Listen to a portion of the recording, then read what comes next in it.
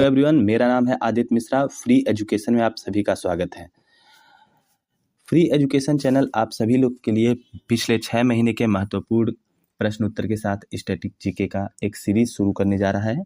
आप लोगों के सुझाव कमेंट बॉक्स में हमारे लिए बहुत महत्वपूर्ण होंगे, तो कृपया सुझाव के जरिए हमें ये बताएं कि ये वीडियो सीरीज कैसी रही और इसके कितने पार्ट आप लोगों को चाहिए। तो बिना समय गंवाए चलिए शुरू करते हैं। पहला प्रश्न है, सर्वश्रेष्ठ फीफा फुटबॉल खिलाड़ी 2022 के पुरस्कार से किसे सम्मानित किया गया। देखिए, हाल ही में लियोनेल मेसी, ये अर्जेंटीना के खिलाड़ी हैं, इन्हें सर्वश्रेष्ठ फीफा फुटबॉल पुरुष खिलाड़ी के रूप में सम्मानित किया गया है। पुरुष वर्ग में लियोनेल मेसी अर्जेंटीना के हैं और महिला वर्ग में एलेक्सिया फुटलेस, ये बार्सिलोना क्लब की हैं जो स्पेन का है।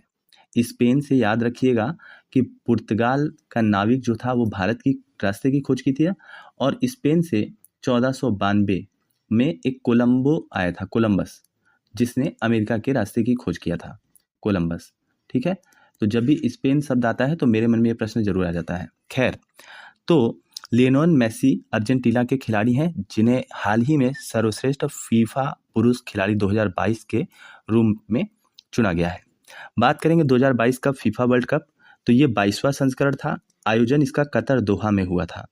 इसका शुभांकर लाइव था और टाइटल स्पॉन्सर बायजूस कंपनी के द्वारा किया गया था। कुल इसमें 32 टीमों ने भाग लिया था और इसमें जो फुटबॉल प्रयोग किया गया था वो एडिडास कंपनी का था, जिसका नाम अल रहेला लिखा गया था। फाइनल मैच 18 दिसंबर 2022 को कतर में लुसेल स्टेडियम में खेला गया, जिसमें अर्जेंटीना विजेता रहा और फ्रांस उप विजेता। अगला प्रश्न है, प्रतिवर्ष राष्ट्रीय विज्ञान दिवस कब मनाया जाता है। तो प्रतिवर्ष राष्ट्रीय विज्ञान दिवस 28 फरवरी को मनाया जाता है। बहुत महत्वपूर्ण प्रश्न है। 2023 में मनाए गए प्रतिवर्ष राष्ट्रीय विज्ञान दिवस की थीम है वैश्विक कल्याण के लिए वैश्विक विज्ञान।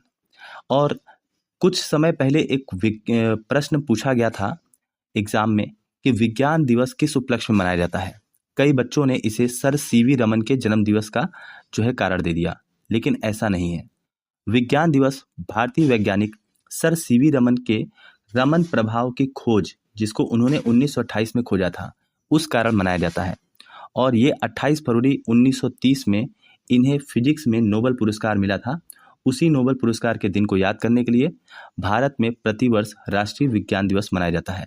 और इस विज्ञान दिवस को मनाए जाने की घोषणा सन 1986 में राजीव गांधी जी के सरकार के टाइम पर हुई थी।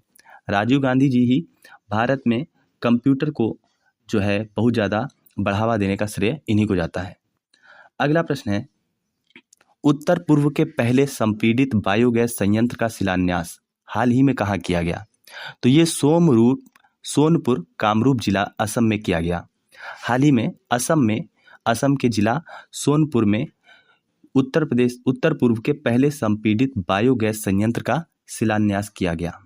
देखिए, असम का पुराना नाम भी कामरूप है, इसलिए आप लोगों को याद करने में बहुत ज़्यादा तकलीफ नहीं होगी। साथ में याद रखिए, असम में IIT गुवाहाटी है, IIT गुवाहाटी, और यहीं पर IIT गुवाहाटी में जो है कामरूप सुपर कंप्यूटर जो है परम कामरूप सुपर कंप्यूटर को रखा गया है। ये भी क्वेश्चन पूछा जाता है, परम कामरूप। तो परम कामरूप सुपर कंप्यूटर कहाँ पर हाल ही में स्थापित किया गया है? IIT कानपुर में, IIT गुवाहाटी में, जो असम में है। तो बात करेंगे, ये जो संपीड़ित बायोगैस संयंत्र है, इसकी क्षमता है 5 टन प्रतिदिन। ये नगर के ठोस अपशिष्ट को बायोगैस में परिवर्तित करके वेस्ट मटेरियल को वेल्थ में, यानी महत्वपूर्ण चीज़ों में परिवर्तित करके और एक स्वच्छ ऊर्जा का उत्पादन करेगा। बायोगैस में मुख्य घटक क्या होता है? तो मेथेन होता है, जिसका फॉर्मूला होता है CH4, आप लोगों ने पढ़ा होगा। हाल ही में एशिया का सबसे बड़ा संपीड़ित बायोगैस संयंत्र जो CBG के नाम से संगरूर पंजाब में स्थापित किया गया था। असम की राजधानी है दिसपुर। असम के मुख्यमंत्री हेमंत बिस्वा शर्मा काफ़ी ज़्यादा चर्चा में रहते हैं। जैसे उत्तर प्रदेश में योगी आदित्यनाथ अपने कुछ बयानों के लिए चर्चा रहते हैं, वैसे ही असम में हेमंत बिस्वा शर्मा का एक स्थान है। असम के राज्यपाल हैं गुलाब चंद्र कटारिया। असम में बंगरूबा नृत्य काफ़ी चर्चा में रहता है और प्रश्न ये पूछा जाता है सबसे नवीनतम नृत्य शास्त्रीय नृत्य जिसका नाम है सत्रिया, ये असम का ही है और इस सत्रिया नृत्य के जनक आचार्य शंकर देव हैं। बहुत महत्वपूर्ण क्वेश्चन। भारत का पहला तेल कुआं डिगबोई असम में ही है और भारत का सबसे नवीनतम राष्ट्रीय उद्यान देहांग पटकाई राष्ट्रीय उद्यान असम में है। ये सभी प्रश्न आने वाले महत्वपूर्ण एग्जामों के लिए बहुत ज़्यादा इंपॉर्टेंट हैं, ध्यान रखिएगा। अगला प्रश्न है, हाल ही में FICCI फिक्की के महासचिव के पद पर किसे नियुक्त किया गया है? सही उत्तर है शैलेश पाठक। तो हाल ही में फिक्की यानी federation of Indian chambers of commerce and industries, इसके महासचिव के पद पर शैलेश पाठक को नियुक्त किया गया है। इसके प्रेसिडेंट हैं सुब्राकांत पांडा जो उड़ीसा के हैं और उड़ीसा से ही हमारी राष्ट्रपति द्रौपदी मुर्मू जी हैं। और इसकी फाउंडेशन यानी स्थापना फिक्की की हुई थी सन 1927 में। फिक्की का हेडक्वार्टर है नई दिल्ली में। फिक्की के फाउंडर घनश्याम दास बिरला हैं। फिक्की की पहली महिला अध्यक्ष, इनका नाम बहुत पूछा जाता है, बहुत इंपॉर्टेंट है, जिनका नाम है नैना किदवई। हाल ही में वित्त आयोग के पहले अध्यक्ष काफ़ी पूछा गया है, KC नियोगी हैं। चूँकि ये federation of Indian chambers of commerce and industry है, इन सब का संबंध वित्त आयोग से भी होता है। तो वित्त आयोग के पहले अध्यक्ष का नाम नंद किशोर सिंह। GST काउंसिल के अध्यक्ष हमेशा वित्त मंत्री होती हैं और अभी के लिए वित्त मंत्री हैं निर्मला सीतारमण। मौद्रिक नीति समिति के अध्यक्ष हमेशा RBI गवर्नर होते हैं और RBI गवर्नर 25वें गवर्नर हैं शक्तिकांत दास।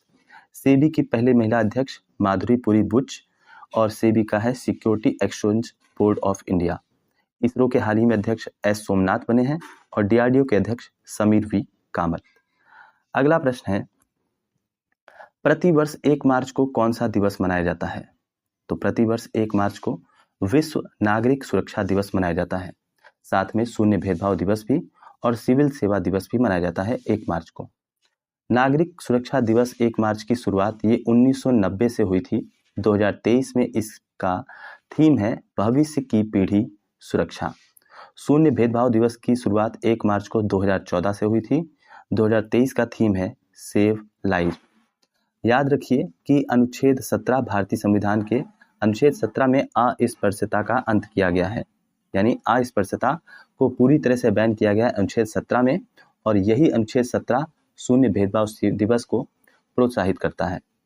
सिविल लेखा दिवस ये 1 मार्च को मनाया जाता है।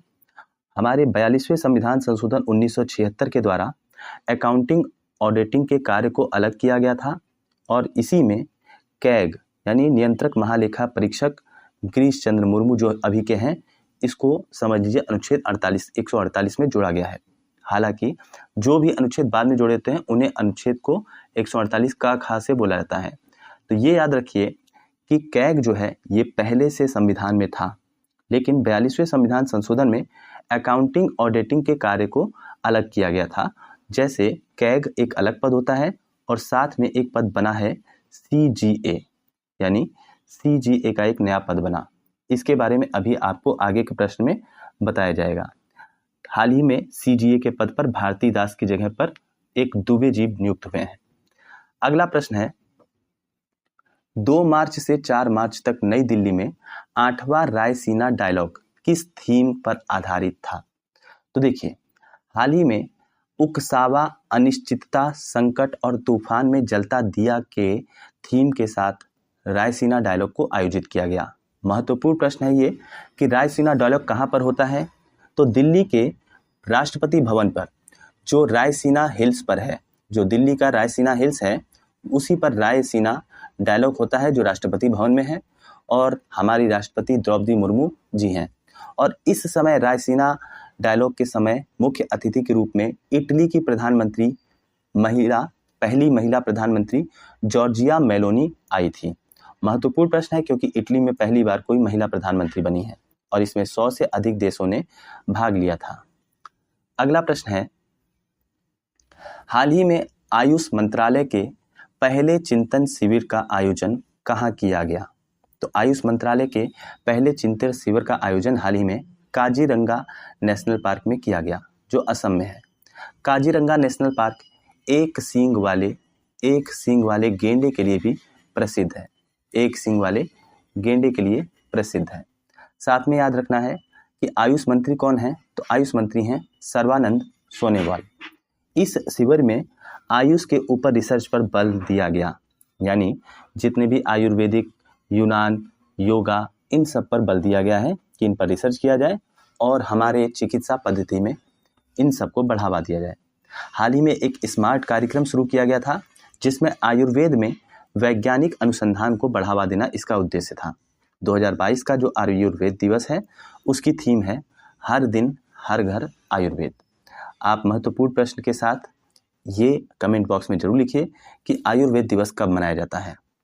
अगला प्रश्न है, हाल ही में उच्चतम न्यायालय द्वारा हिंडनबर्ग रिसर्च रिपोर्ट के आधार पर अडानी ग्रुप की कंपनियों की जांच के लिए किसकी अध्यक्षता में समिति का गठन किया गया है।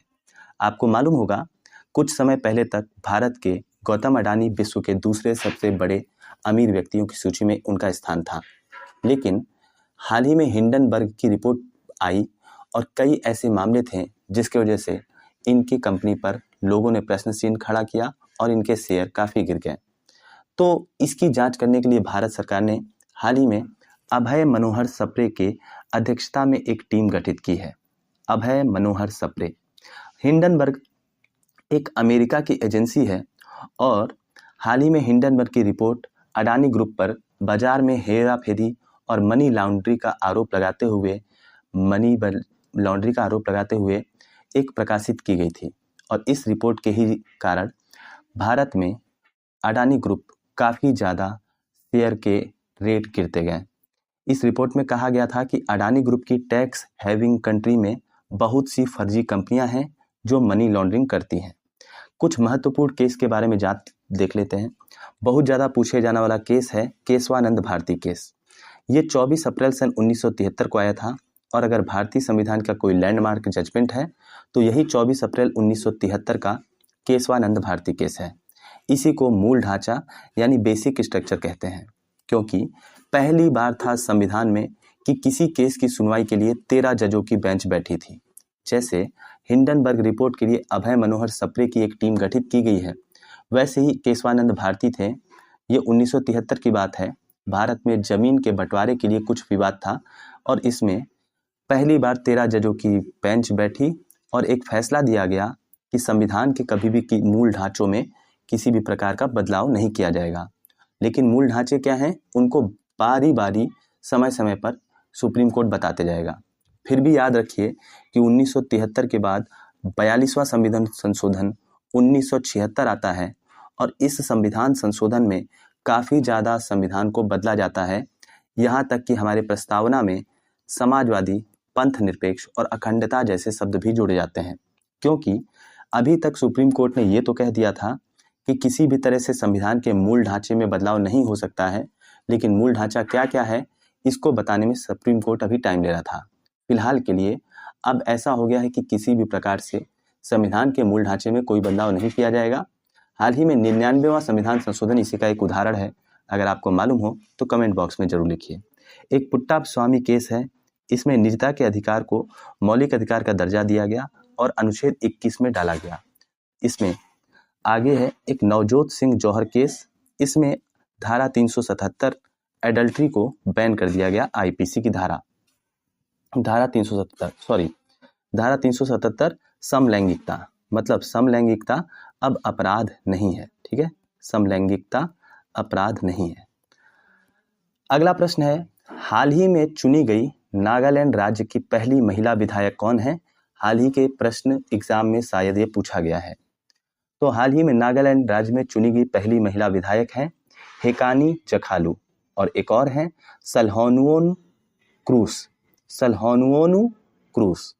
बात करेंगे नागालैंड की स्थापना की, तो 1 दिसंबर सन 1963 को नागालैंड पहली बार ऐसा हुआ कि नागालैंड की स्थापना 1 दिसंबर 1963 को हुआ और 1 दिसंबर 1963 के बाद पहली बार ऐसा हुआ कि नागालैंड में विधानसभा में कोई महिला चुनकर आई है और 2 महिलाएं कुल मिला के हो गई हैं। कांग्रेस की पहली महिला अध्यक्ष बहुत पूछा जाता है तो श्रीमती एनी बेसेंट, जबकि ये विदेशी महिला थी। ये आयरलैंड से संबंधित थी, आयरलैंड से। अगर बात करेंगे कांग्रेस की पहली भारतीय महिला, तो तो पहली भारतीय महिला सरोजनी नायडू थी, सरोजनी नायडू, जो कि ये कानपुर अधिवेशन की अध्यक्षता की थी।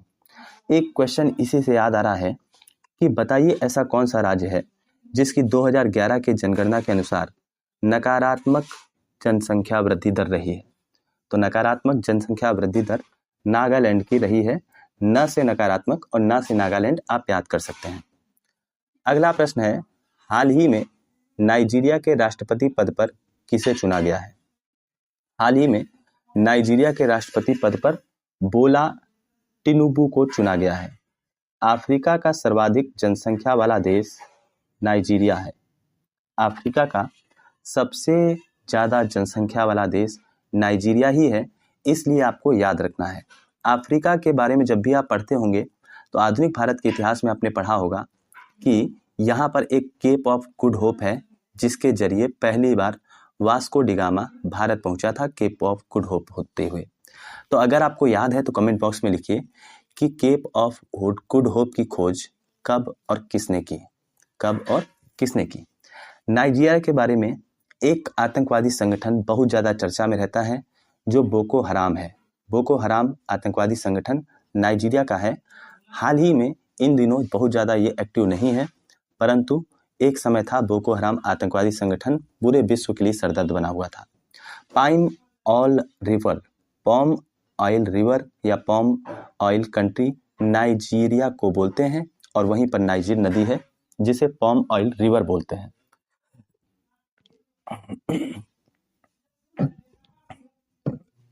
हाल ही में सियांग उनिंग महोत्सव का आयोजन कहाँ किया गया? हाल ही में सियांग उनिंग महोत्सव का आयोजन बोलंगू शहर अरुणाचल प्रदेश में किया गया। बोलेंगू शहर अरुणाचल प्रदेश में हाल ही में सियांग उनिंग महोत्सव का आयोजन किया गया। बहुत महत्वपूर्ण महोत्सव है, और चूंकि पूर्वांचल में यानी असम, नागालैंड, मेघालय, इन सब प्रदेशों में काफ़ी ज़्यादा विकास कार्य हो रहे हैं, तो इसलिए इनके बारे में प्रश्न पूछे जाने की संभावनाएं बहुत अधिक हैं। तो बोलेंगू शहर अरुणाचल प्रदेश में हाल ही में सियांग उनिंग महोत्सव का आयोजन किया गया, और ये सियांग उनिंग महोत्सव आदि समुदाय के द्वारा अच्छी फसल के लिए मनाया जाता है। एक सोलेन फेस्टिवल है, ये भी अरुणाचल प्रदेश में ही मनाया जाता है। अरन त्योहार, अरन फेस्टिवल, ये भी अरुणाचल प्रदेश में ही मनाया जाता है। अरुणाचल प्रदेश के मुख्यमंत्री का नाम है पेमा खांडू, और अरुणाचल प्रदेश के राज्यपाल का नाम है general lieutenant K T. Parnaik, general lieutenant K T. Parnaik. Arunachal Pradesh की राजधानी है ईटानगर।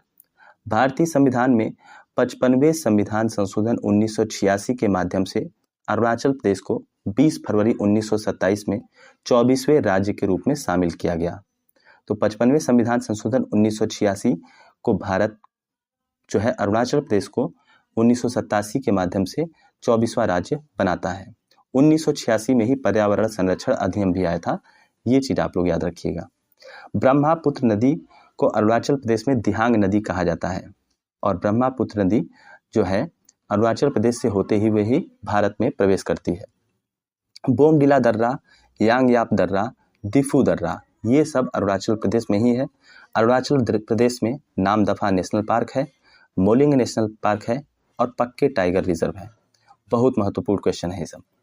अगला प्रश्न है, हाल ही में भारतीय पुरातत्व सर्वेक्षण ASI द्वारा 1300 वर्ष पुराना, ASI द्वारा 1300 पुराना बौद्ध स्तूप कहाँ खोजा गया है? खोंडोलाइट, जाजपुर जिला, उड़ीसा। हाल ही में भारतीय पुरातत्व सर्वेक्षण आर्कियोलॉजिकल सर्वे ऑफ इंडिया ने उड़ीसा के जाजपुर जिला में खोंडोलाइट खनन स्थल पर 1300 वर्ष पुराने स्तूप की खोज की है। बहुत महत्वपूर्ण प्रश्न है। तो बात करेंगे archaeological survey of India ASI की। इसके जनक अलेक्जेंडर कनिंघम है, जिन्हें 1861 में इसका प्रमुख बनाया गया था। मुख्यालय है कोलकाता, पश्चिम बंगाल में। वर्तमान में ASI के अध्यक्ष हैं विद्या देवी। किलादी साइट संग्रहालय हाल ही में तमिलनाडु में है। छाता अभियान वर्षा जल संचय के लिए हाल ही में उड़ीसा में शुरू किया गया है। और UN हैबिटेट अवार्ड 2022 ये जागा मिशन उड़ीसा को दिया गया है। बहुत महत्वपूर्ण प्रश्न है। अगला प्रश्न है, हाल ही में पहला बोडोलैंड अंतर्राष्ट्रीय ज्ञान महोत्सव का आयोजन कहाँ किया गया है? तो कोकराझार असम में किया गया है। हाल ही में बोडोलैंड अंतर्राष्ट्रीय ज्ञान महोत्सव का आयोजन कोकराझार असम में किया गया है। बोडोलैंड प्रादेशिक क्षेत्र सरकार के समर्थन से बोडोलैंड विश्वविद्यालय द्वारा आयोजित किया गया पहला बोडोलैंड अंतर्राष्ट्रीय ज्ञान महोत्सव असम के कोकराझार जिले में शुरू किया गया है। बोडोलैंड नॉलेज फेस्टिवल के उद्घाटन को ऐतिहासिक करार देते हुए बोडोलैंड टेरिटोरियल रीजन के प्रमुख प्रमोद बोरो ने कहा, अंधेरे को कोसने से अच्छा है एक दिया जलाया जाए।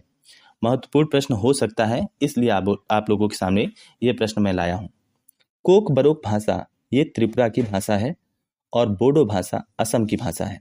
असम के हाल ही में नए राज्यपाल गुलाब चंद्र कटारिया को नियुक्त किया गया है। सरहुल फेस्टिवल ये झारखंड में मनाया जाता है। असम की कुछ महत्वपूर्ण बातें हैं, जैसे भारत में कुल शास्त्रीय भाषाएं 6 हैं, जिनमें से पहली शास्त्रीय भाषा 2004 में तमिल को शामिल किया गया था और ये सबसे प्राचीनतम शास्त्रीय भाषा भी है।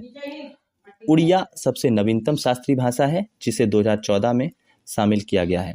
राजभाषा अनुच्छेद 343 से 351 तक भारत के संविधान के अनुसूची 8 में और भाग 14 में रखा गया है। मूल रूप से संविधान में कुल मिलाकर 14 भाषाएं थीं, लेकिन 21वें संविधान संशोधन 1967 के द्वारा सिंधी भाषा को जोड़ा गया।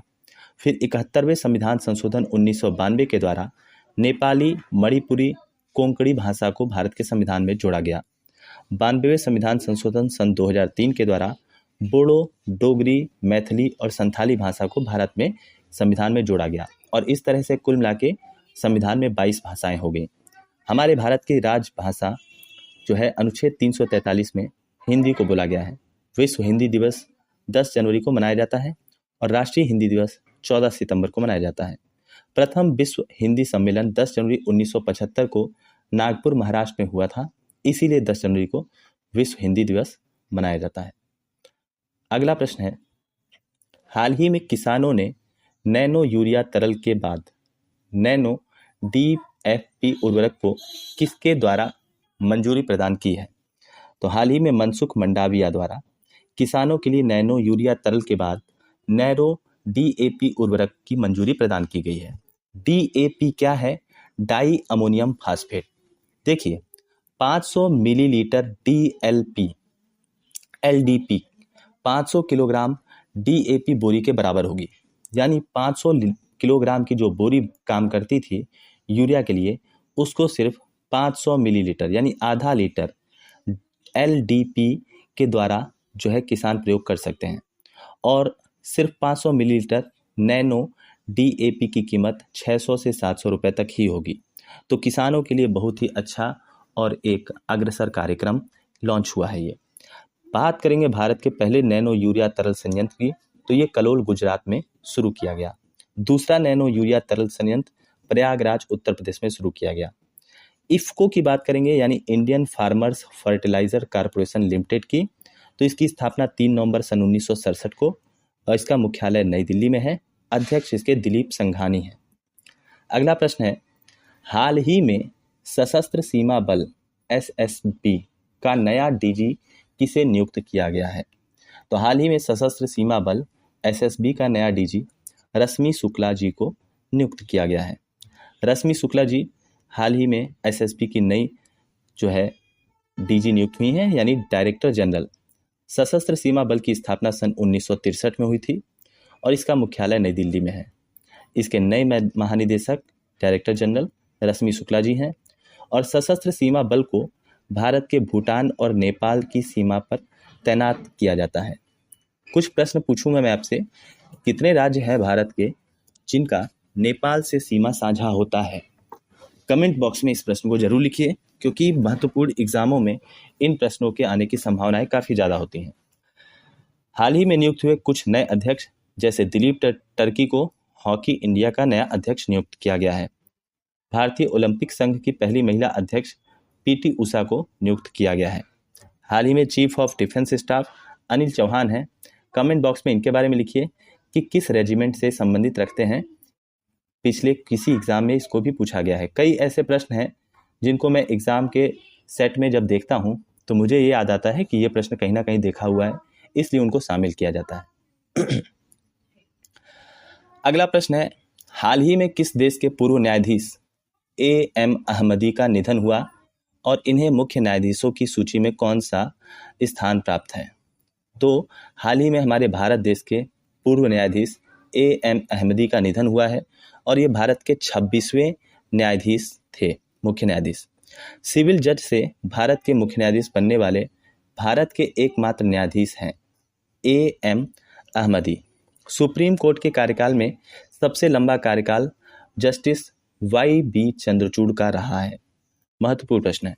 हाल ही में भारत के 49वें मुख्य न्यायाधीश जस्टिस U.U. ललित नियुक्त हुए थे और अब 50वें मुख्य न्यायाधीश जस्टिस D.Y. चंद्रचूड़ हैं। Justice D.Y. Chandrachud justice Y.B. Chandrachud ji के ही लड़के हैं। महत्वपूर्ण प्रश्न हो सकता है कि जस्टिस D.Y. चंद्रचूड़ का संबंध किससे है, और यही जस्टिस Y.B. चंद्रचूड़ भारत के सुप्रीम कोर्ट में सबसे लंबा कार्यकाल में रहने वाले जस्टिस भी हैं। भारत के मुख्य न्यायाधीश को शपथ कौन दिलाता है? राष्ट्रपति। एक प्रश्न अक्सर पूछा जाता है कि पॉकेट वीटो का इस्तेमाल करने वाले एकमात्र राष्ट्रपति कौन है? इसका आप लोग कमेंट बॉक्स में लिखिएगा। और एकमात्र कौन से ऐसे राष्ट्रपति हैं जो भारत के मुख्य न्यायाधीश के रूप में गद्दी पर बैठे थे, मतलब मुख्य न्यायाधीश थे और राष्ट्रपति के रूप में गद्दी पर बैठे थे। कुछ इम्पोर्टेंट बात करेंगे। सुप्रीम कोर्ट के पहले स्थापना दिवस हाल ही में मनाया गया। इसके मुख्य अतिथि सुंदरेश मेनन, ये सिंगापुर के मुख्य न्यायाधीश अतिथि के रूप में भारत में शामिल हुए थे। अनुच्छेद 32 संवैधानिक उपचारों का अधिकार है और इसको डॉक्टर अंबेडकर ने संविधान की आत्मा भी बोला था। डॉक्टर अंबेडकर। एक प्रश्न ये भी बताइएगा, हाल ही में डॉक्टर अंबेडकर की मूर्ति स्टैच्यू ऑफ नॉलेज, इसको कहाँ पर स्थापित किया जा रहा है? अनुच्छेद 32 के तहत सुप्रीम कोर्ट मौलिक अधिकारों के संरक्षण के लिए 5 प्रकार का रिट जारी करता है, जबकि 5 से अधिक 6 प्रकार का रिट अनुच्छेद 226 के तहत हाई कोर्ट मौलिक अधिकारों के संरक्षण के लिए जारी करता है। ये दोनों बहुत महत्वपूर्ण क्वेश्चन है कि अनुच्छेद 226 और अनुच्छेद 32 क्या है। अगला प्रश्न है, अनुच्छेद 129 सुप्रीम कोर्ट के अभिलेख न्यायालय की बात करता है। हाल ही के एग्जाम में पूछा गया यह प्रश्न है। अनुच्छेद 215 हाई कोर्ट के अभिलेख न्यायालय की बात करता है। अगला प्रश्न है, हाल ही में मध्य प्रदेश का 53वां जिला किसे घोषित किया गया है?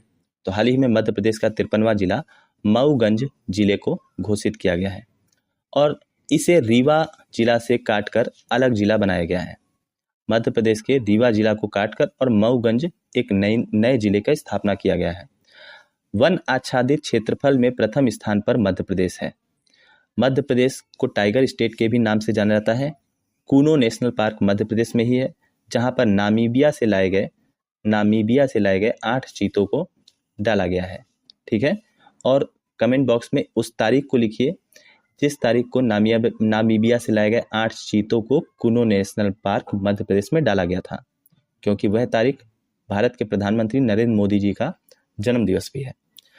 सन 2000 में मध्य प्रदेश से अलग होकर छत्तीसगढ़ भारत का एक अलग नया राज्य बना था और उसी समय उत्तराखंड तथा झारखंड भी उसी सन में 2000 में ही अलग होकर बने थे।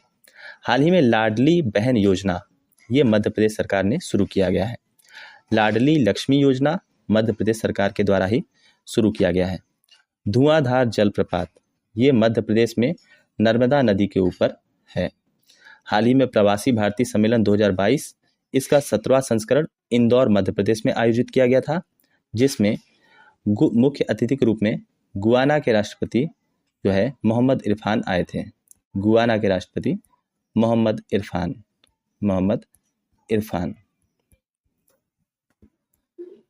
अगला प्रश्न है, हाल ही में प्रत्येक नागरिक को डिजिटल भुगतान का उपयोगकर्ता बनाने के लिए हर पेमेंट डिजिटल मिशन की शुरुआत किसके द्वारा की गई? तो रिजर्व बैंक ऑफ इंडिया के द्वारा। हाल ही में रिजर्व बैंक ऑफ इंडिया ने हर नागरिक को डिजिटल भुगतान का उपयोगकर्ता बनाने के लिए हर पेमेंट डिजिटल मिशन की शुरुआत की। इसका उद्देश्य डिजिटल भुगतान को बढ़ावा देना है 2025 तक 100% डिजिटल भुगतान का लक्ष्य इसमें रखा गया है। एक सर्वेक्षण में पाया गया कि भारत के 42% लोग डिजिटल भुगतान करते हैं। 35% लोग डिजिटल पेमेंट के बारे में जानते हैं लेकिन उसका उपयोग नहीं करते हैं, और 23% लोग डिजिटल पेमेंट के बारे में जानते ही नहीं हैं। कुछ महत्वपूर्ण प्रश्न देखेंगे। मौद्रिक नीति समिति के अध्यक्ष आरबीआई के गवर्नर होते हैं और हाल ही में 25वें गवर्नर शक्तिकांत दास बने हैं। और इस सदस्य समिति में कुल 6 सदस्य होते हैं, 3 आरबीआई की समिति और 3 केंद्र सरकार के तरफ से होते हैं। हाल ही में 5वीं बार नागालैंड के मुख्यमंत्री के पद पर किसे चुना गया है? तो नागालैंड के मुख्यमंत्री के रूप में 5वीं बार हाल ही में नेफ्यू रियो को चुना गया है। नागालैंड विधानसभा में कुल मिला के 60 सीटें हैं और national democratic progressive party NDPP और भाजपा के गठबंधन के द्वारा 60 में से 37 सीटों पर विजय प्राप्त करके नागालैंड में नेफ्यू रियो हाल ही में मुख्यमंत्री बने हैं। कर्नाटक में हाल ही में चुनाव हुआ था। बताइए कमेंट बॉक्स में कि किस पार्टी ने कर्नाटक विधानसभा चुनाव को जीता है और कितनी सीटों से। हाल ही में नेफ्यू रियो उन्हें राज्य के गवर्नर PB आचार्य ने पद और गोपनीयता की शपथ दिलाई।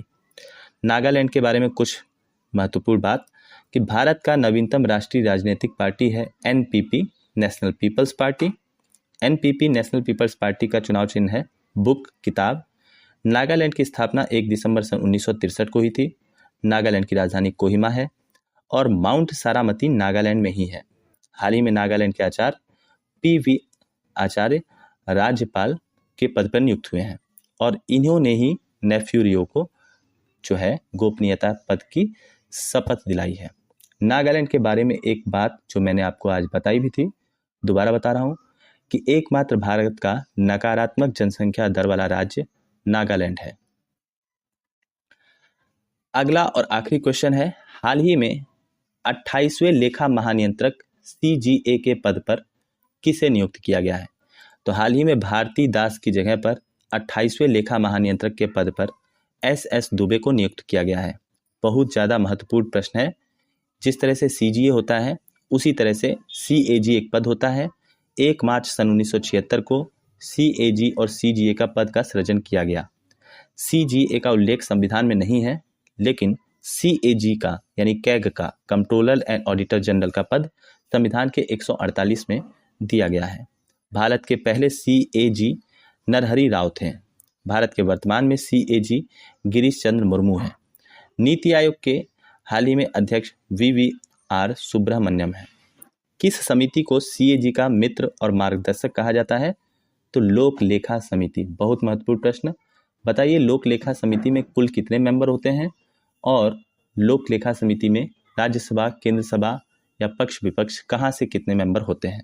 क्योंकि लोक लेखा समिति ही लेखा महानियंत्रक और जो है कंट्रोलर एंड ऑडिटर जनरल इनका काम आसान बनाती है।